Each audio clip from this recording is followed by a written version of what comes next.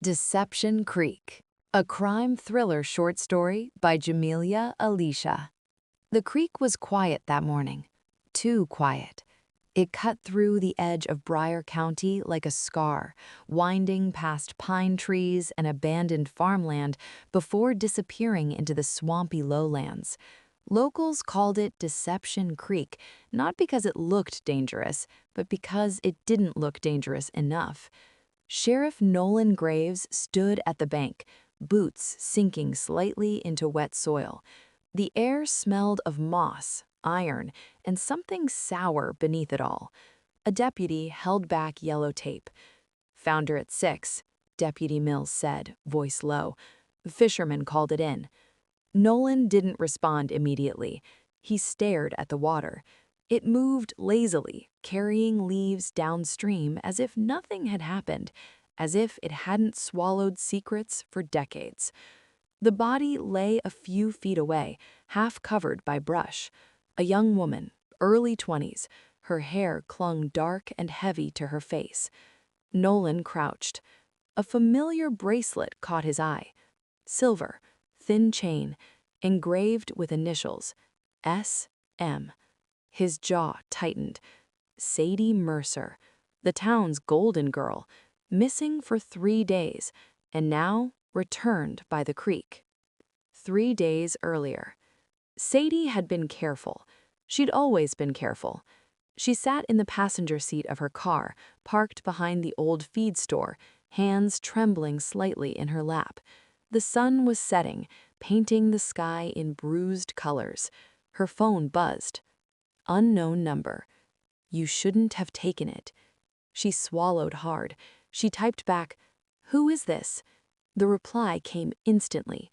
"You know exactly who." She stared at the screen until it blurred. Then another message.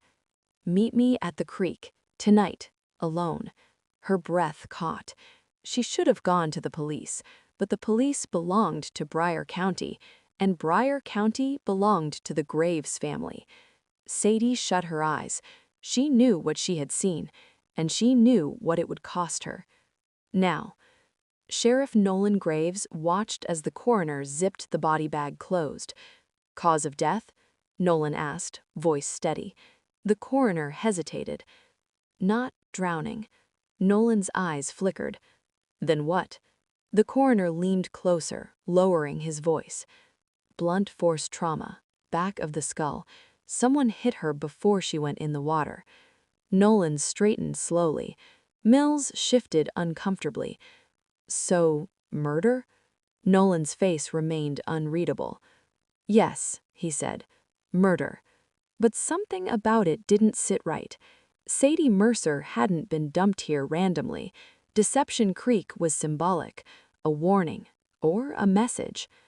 That night, the town gathered at Sadie's vigil beneath the courthouse steps. Candles flickered, people cried softly, parents clutched their children. Nolan stood at the front, delivering practiced words. "We will find whoever did this," he promised. The crowd murmured in agreement, but from the back, someone watched silently. A woman, not crying, not holding a candle, just watching Nolan. Her name was Lila Marsh, Sadie's best friend, and the only person who knew Sadie hadn't disappeared. She'd been hunted. Lila stepped away from the crowd and walked toward her car. Her phone buzzed. A text. Sadie's phone number. Her blood ran cold. The message was only 4 words. "He knows you know." Lila's hands shook violently. Sadie was dead, so who was texting? She stared at the courthouse, at Sheriff Nolan Graves, at his calm expression, at the way his eyes scanned the crowd like a man counting threats. Lila understood then. Sadie hadn't been the first, and she wouldn't be the last, not unless someone exposed what the creek was really hiding. Later, Deception Creek. Midnight. Lila stood at the bank, flashlight cutting through fog. She didn't know why she'd come, maybe because fear was unbearable, maybe because the truth was worse. The creek whispered softly, water sliding over stones. Then she saw it. Something lodged beneath the surface. A small black object. She reached in, fingers numb, and pulled it free. A phone, waterlogged, cracked, but when the screen flickered on, her heart stopped. A video file. Saved. Unsent. She pressed play. The footage was shaky, taken in darkness. Sadie's voice trembled. Sadie, video. If you're watching this, I'm probably gone. The camera swung. Headlights. A figure approaching. Tall, broad shoulders. A badge glinting on his chest. Sadie whispered, "Sheriff Graves, please."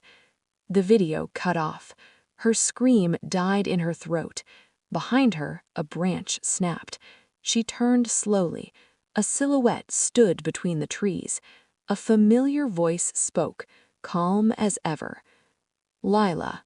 Sheriff Nolan Graves stepped into the moonlight. His gun was already drawn. "You really shouldn't have come to the creek." Lila backed away, breath sharp. "You killed her." Nolan's expression didn't change. "I protected this town." "You murdered her." He smiled faintly. "This creek has kept secrets longer than you've been alive." The water behind Lila rippled, cold, patient, keeping. Nolan lifted the gun. "One more secret won't hurt." Lila's foot slipped in mud. The flashlight fell. Darkness swallowed everything. Only the creek remained, flowing, waiting, keeping.